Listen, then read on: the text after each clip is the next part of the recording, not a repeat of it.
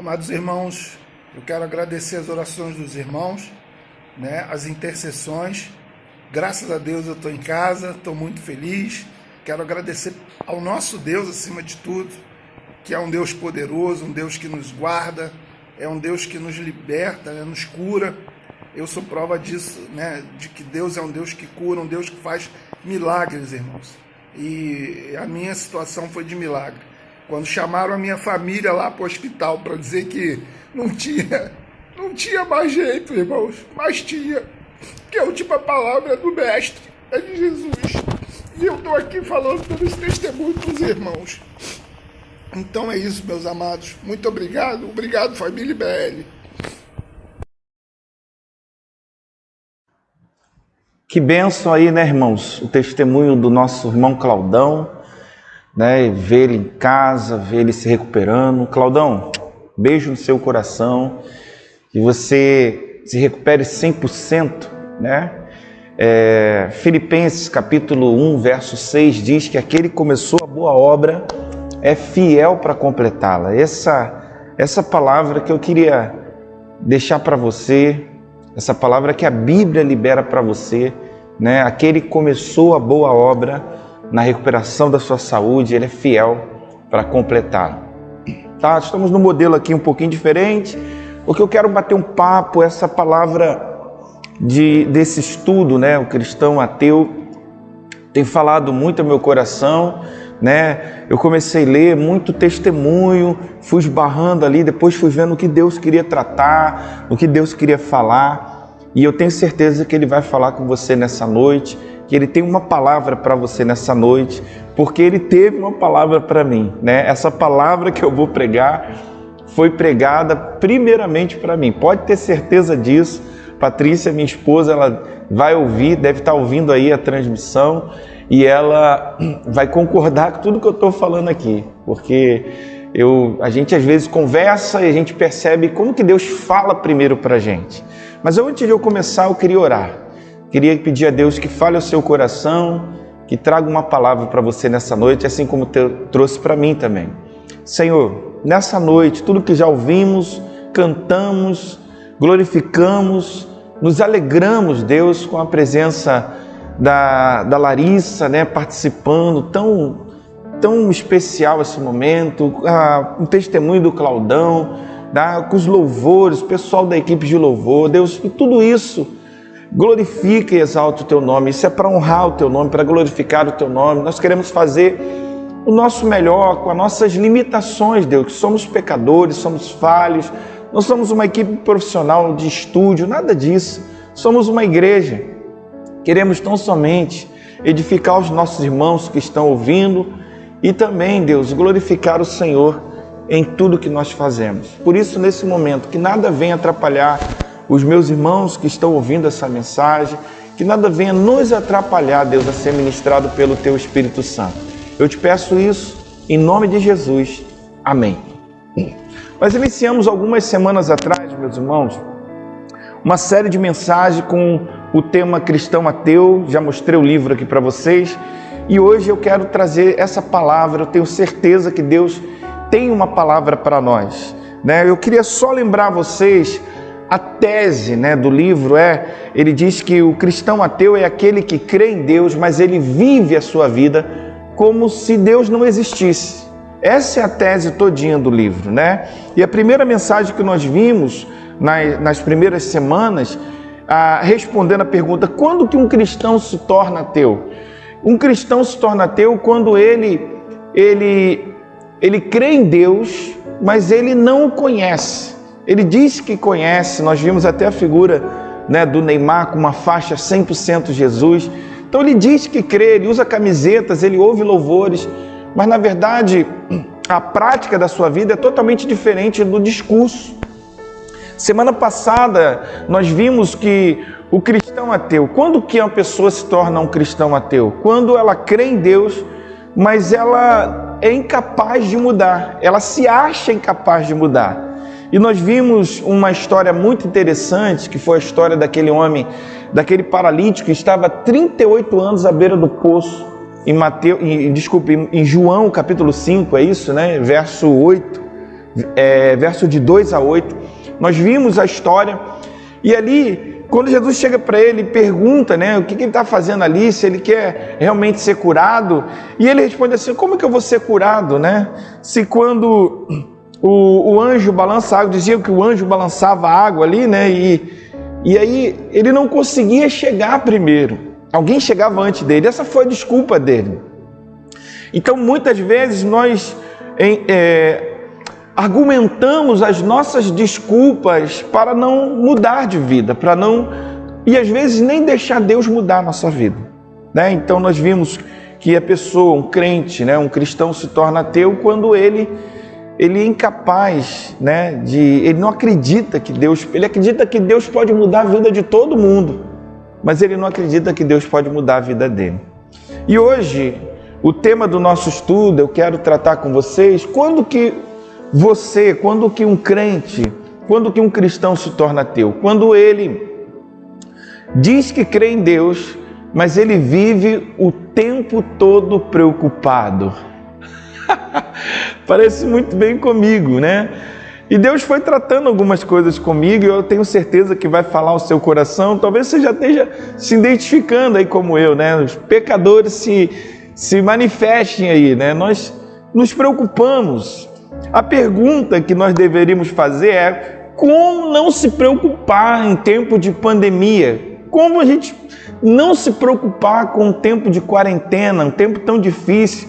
Como não se preocupar se as verbas, se o dinheiro não está chegando? Então nós vamos tratar disso, né?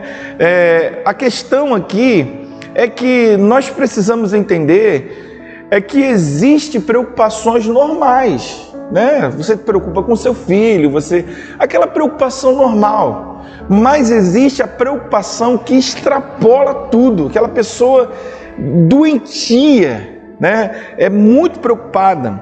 Então você é uma pessoa, se você é uma pessoa de carne e osso como eu sou, né? A nossa questão aqui, a nossa pergunta seria: como que eu não vou me preocupar, né? Eu sei que eu não devo me preocupar, melhor dizendo, eu sei que eu não devo me preocupar, mas eu tento não me preocupar, mas às vezes é tão difícil. Essa é uma questão. A verdade é que a preocupação extrema, ela chega a ser prejudicial à saúde. A palavra preocupação, ela tem um dialeto no alemão antigo, que ela significa estrangular, um autoestrangulamento, vamos dizer assim. Você está se sufocando. É como se a pessoa ela já acordasse já procurando um motivo para se preocupar.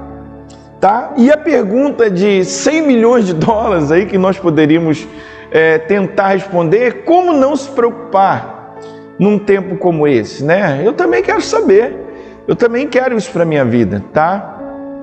A questão é que alguns cristãos, eles vivem procurando motivos para se preocupar. Essa é a questão que sai fora da normalidade. É quando a pessoa ela vive procurando motivos, né? Já acorda, como eu falei.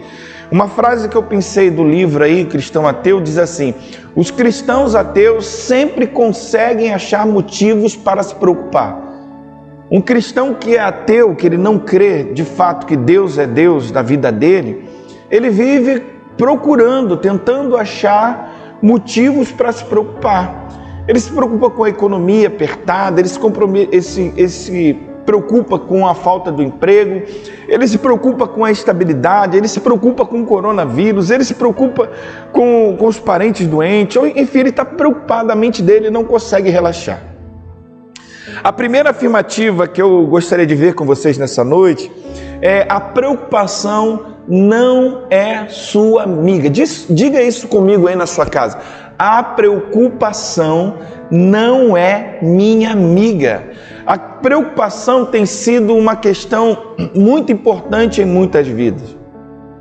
Você pode até discordar de mim, mas o que é fato é que o excesso de preocupações na nossa vida, ela vai provar que nós não confiamos totalmente em Deus como afirmamos.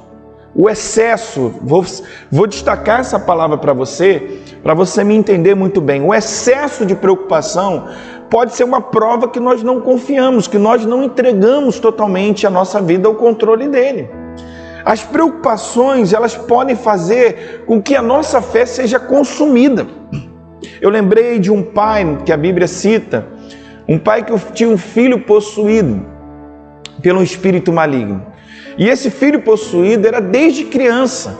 Aquele pai estava desesperado, procurando uma solução para que o filho dele pudesse ser liberto desse tormento, desse espírito.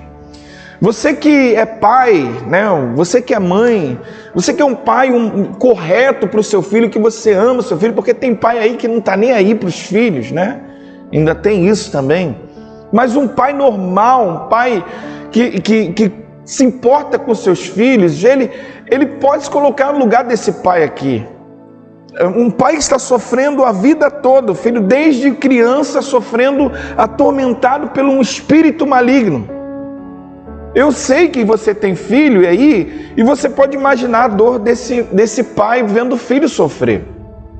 E o texto diz assim, Marcos capítulo 9, verso 21 a 24, diz assim: perguntou Jesus ao pai do menino: há quanto tempo lhe sucede? Há quanto tempo isso lhe sucede? E aí o pai responde: desde a infância. E muitas vezes tem lançado no fogo e na água para matar. Mas se tu podes, olha a pergunta, do pai. Olha o argumento do pai. Mas se tu podes alguma coisa, tem compaixão de nós e ajuda-nos. Ao que Jesus respondeu, Jesus respondeu a ele: se podes? Você crê ou não crê, cara? Se podes? E aí Jesus responde: tudo é possível ao que crê. O pai, ele não conseguia, ele estava incrédulo. Olha a resposta desse pai. O verso seguinte, olha só: imediatamente o pai do menino exclamou com lágrimas. Parece haver um desespero nesse homem, porque ele queria crer, ele queria confiar. Ele diz: eu creio. Ajuda-me. Outra versão vai dizer: ajuda-me na minha incredulidade. Aqui na versão está: ajuda-me na minha falta de fé. Cara, ele queria crer. Ele queria que o filho fosse curado. Melhor, ele queria que o filho fosse liberto desse espírito maligno. Mas ele olha para o filho daquele jeito e olha para ele, e ele parece que, de tanto ele viver a vida buscando uma solução para essa preocupação, ele perdeu a capacidade de crer. A capacidade de crer dele foi se esvaindo. Parece que a preocupação que ele tinha engoliu a capacidade dele crer que algo poderia acontecer de sobrenatural na vida do filho. Percebe? Percebe o problema das nossas preocupações, o que ela pode produzir em nós? As preocupações em excessos, elas podem sim engolir, esvair a nossa capacidade de crer. E no desespero ele diz: eu creio, mas olha, me ajuda aqui. Eu não consigo, a minha incredulidade parece ser maior. Meu Deus do céu, meus irmãos, as preocupações, elas podem sim roubar a nossa capacidade de crer. Você pode, em algum momento, perder a capacidade de olhar e ver os teus problemas muito maiores do que o seu Deus. As preocupações em excesso podem sim nos tornar cristãos ateus. Não importa o nome que você chame, o excesso de preocupação pode sim nos conduzir ao pecado da incredulidade. Filipenses 4, verso 6 diz assim: não andem ansiosos por coisa alguma. Não andem ansiosos por coisa alguma, mas antes de tudo faça oração e súplica. E com ação de graças, apresentem os seus pedidos a Deus. Quando vivemos pela fé, nós acreditamos, meus irmãos, e não tem como viver sem fé. Porque sem fé, lá a carta em Hebreus diz: sem fé é impossível agradar a Deus. Então nós, como escolhemos viver pela fé, nós acreditamos que Deus tem tudo sob o seu controle. Deus controla todas as coisas. Mas viver extremamente preocupado mostrará que nós temos dificuldade aí de crer num Deus soberano. Um Deus soberano é um Deus que sabe de todas as coisas, um Deus que cuida de todas as coisas. E em suma, a preocupação em excesso, ela pode sim se tornar pecado, porque nós estamos desconfiando da promessa de Deus. Nós estamos desconfiando de um Deus poderoso. E aí isso produz em nós o quê? Covardia. Isso produz em nós o quê? Nós ficamos paralisados. Isso produz em nós o quê? O medo que nos domina. E isso pode nos levar ao quê? Isso pode nos levar a uma depressão. Alguém disse que a preocupação é a ideia fixa, antecipada, que perturba o espírito a ponto de produzir um sofrimento antecipado. Ah, pastor, então, como que eu posso combater a preocupação na minha vida? Eu também quero saber. Estou brincando, irmão. Mas é algo que nós precisamos tratar o tempo todo. E aí, olhando para a palavra de Deus, que é onde a gente busca as nossas respostas, não tem jeito. Só tem um jeito de a gente manter-se com a sanidade, sem nos preocupar em excesso. É entendendo, é enchendo o nosso coração, é entendendo a palavra e enchendo o nosso coração de esperança com essa palavra, com a palavra de Deus. Em 2 Timóteo, capítulo 1, verso 7, diz assim: pois Deus não nos deu um espírito de covardia, mas de poder e amor e de equilíbrio. Olha aí essa última parte que interessante. Deus não nos deu um espírito de covardia, mas de poder, de amor e de equilíbrio. Nesse texto aqui, nós poderíamos também traduzir covardia como ansiedade, como tensão, como preocupação. E aí, querido, a Bíblia deixa claro também para nós que o medo não vem de Deus, porque o verdadeiro amor lança fora todo medo. Jesus disse em Mateus 6, verso 25: por isso vos digo, não andeis cuidadosos quanto à vossa vida, pelo que haveis de comer, ou haveis de beber, nem quanto ao vosso corpo, pelo que haveis de vestir. Não é a vida mais do que o mantimento e o corpo mais do que o vestiário? Olha que palavra! E a preocupação em extremo, ela está indicando que não estamos dispostos a deixar Deus lidar com as coisas, com as nossas coisas, melhor dizendo. Deus está dizendo na sua palavra: olha, não andem cuidadosos, não andem preocupados quanto à vossa vida. Ou seja, Ele está dizendo para nós o seguinte: eu estou cuidando de vocês. Mas a preocupação extrema, ela não me permite abrir os olhos e enxergar isso na palavra. Por isso que eu preciso me inclinar para a palavra de Deus.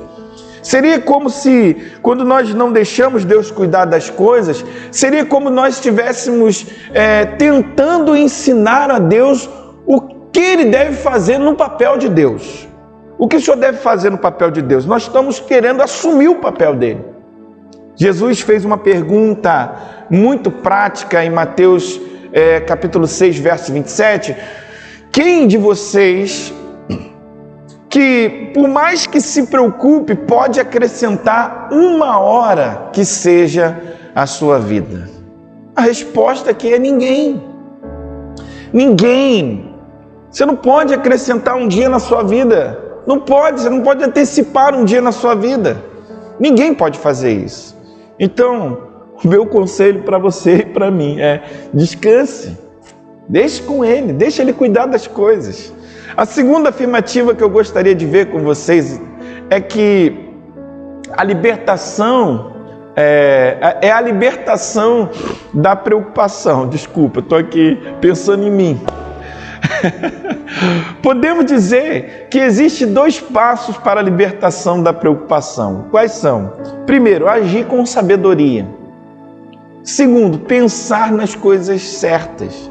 Em Provérbios, capítulo 9, verso 12, diz assim, a primeira parte só: se você for sábio, o benefício será seu. Se você for sábio, o benefício será seu. A ideia aqui é ter a compreensão de que o que cabe a nós fazermos, nós vamos fazer. O que cabe a você fazer, o que cabe a mim fazer, nós vamos fazer. Mas o que cabe a Deus fazer, pelo amor de Deus, queridos irmãos, deixa Ele fazer. Deixa Ele fazer. Se você precisa de um emprego, por exemplo, você vai fazer o quê? Você vai estudar, você vai se preparar, fazer um curso, você vai aprender uma outra língua, ou seja, você vai preparar um bom currículo, você está se preparando. Isso você pode fazer.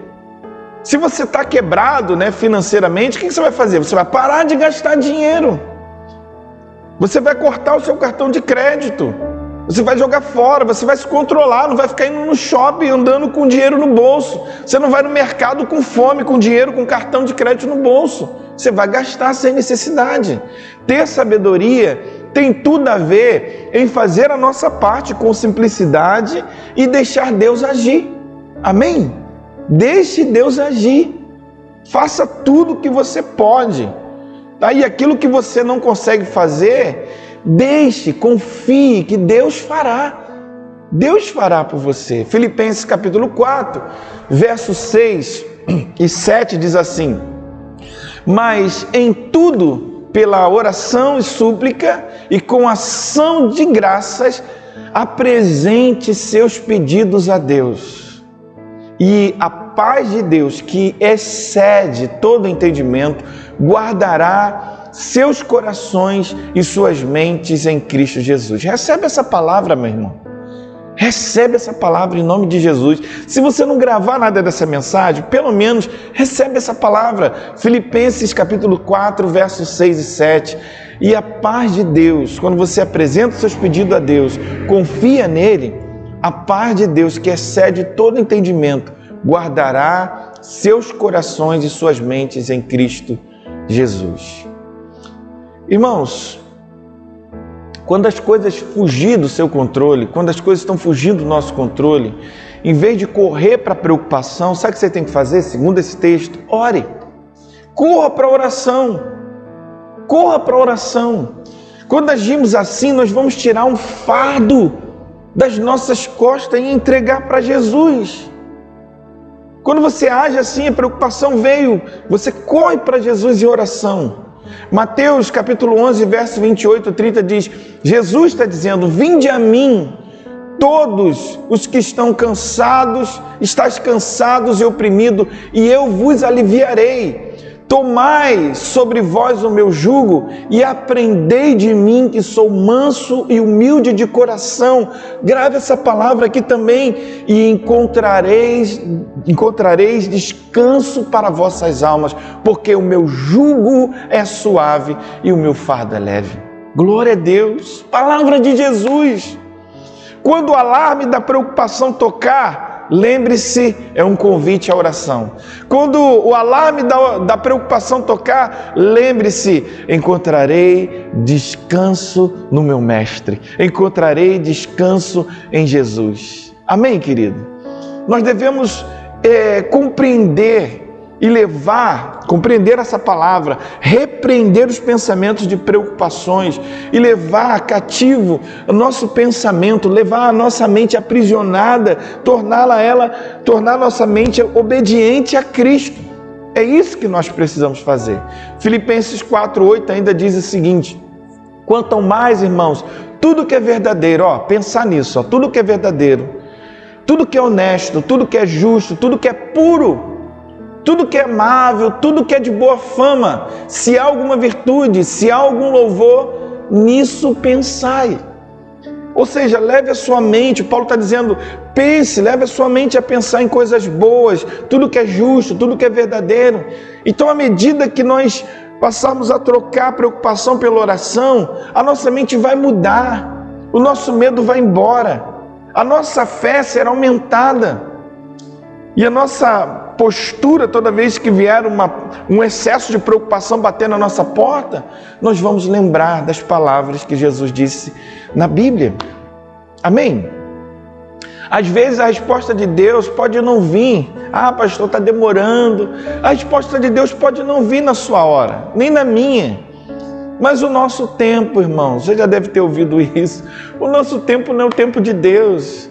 As pessoas todo dia me mandam, pastor, quando que isso vai acabar, pastor? O nosso tempo não é o tempo de Deus. 2 Pedro 3, verso 8 e 9, melhor dizendo, mas amados, não ignoreis uma coisa, que um dia para o Senhor é como 1000 anos, e 1000 anos é como um dia. O Senhor, aí essa parte que eu quero que você grave, o Senhor não retarda a sua promessa. Amém? O Senhor não retarda a sua promessa.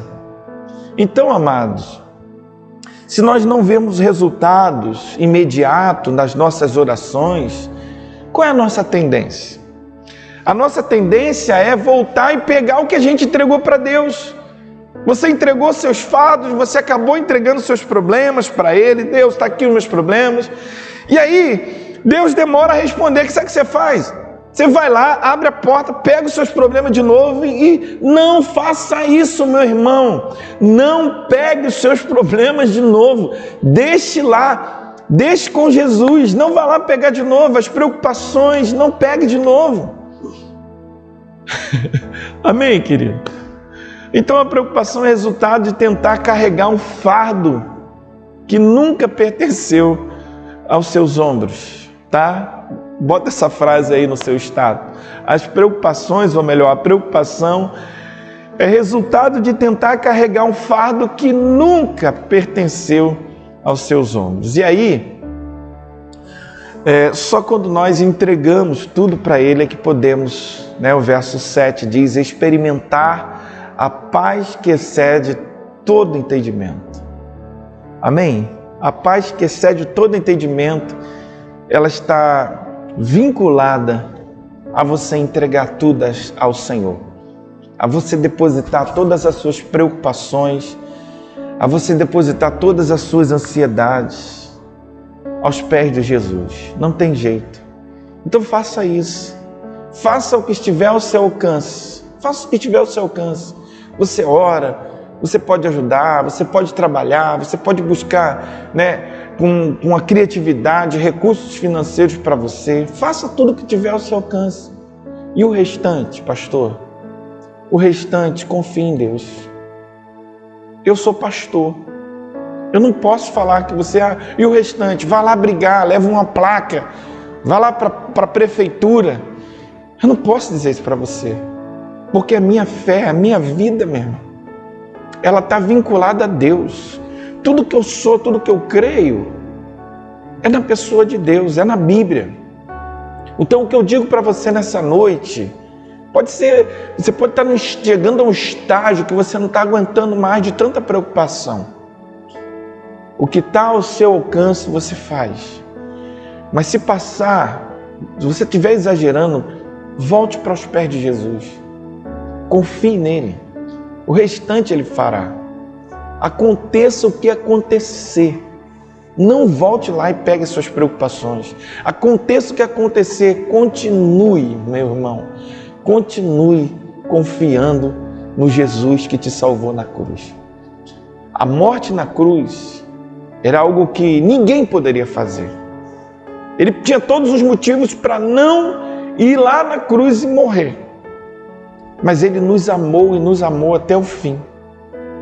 E amou para levar a sua preocupação nessa noite. Amor para te dar paz. A paz que excede todo o nosso entendimento, todo o entendimento desse mundo. E as pessoas podem olhar, mas como é que você está aguentando isso? A paz. Como é que os crentes aguentam? A paz que excede todo o entendimento, que excede toda a sabedoria desse mundo, ela está sobre você. É só você tomar posse disso. Receba essa palavra que foi liberada não só sobre você, mas sobre mim também. Em nome de Jesus. Vamos orar? Senhor, em nome de Jesus, que essas casas agora, cada irmão que está ouvindo essa mensagem, ó Deus Todo-Poderoso, arranca essa preocupação em excesso dessas pessoas. Arranca essa preocupação em excesso desse meu irmão. Ó Deus, traz a paz para ele que excede o shalom de Deus, que excede todo o entendimento. Que as pessoas possam olhar para a casa desse meu irmão e falar assim, não, ali tem paz. Ali você pode ir porque ali tem uma palavra de paz, de conforto. Ó Deus, em nome de Jesus, realiza um milagre, Deus, agora aqueles que não estavam sentindo mais a tua paz, que a tua paz possa inundar os corações desses meus irmãos nessa noite. Dessa família que está ouvindo, que ainda não tem uma fé firme. Senhor, em nome de Jesus, vá ao encontro dessa casa, vá ao encontro dessa família. Não permita, Deus, que venha a ansiedade, a depressão. Deus, nós repreendemos tudo isso dessa casa. E nós te pedimos agora que a paz que excede todo entendimento possa habitar nessa casa, nessa vida agora e para sempre. Em nome de Jesus. Amém e amém. Deus te abençoe, meu irmão. Recebe essa palavra no seu coração e fique com Deus até domingo.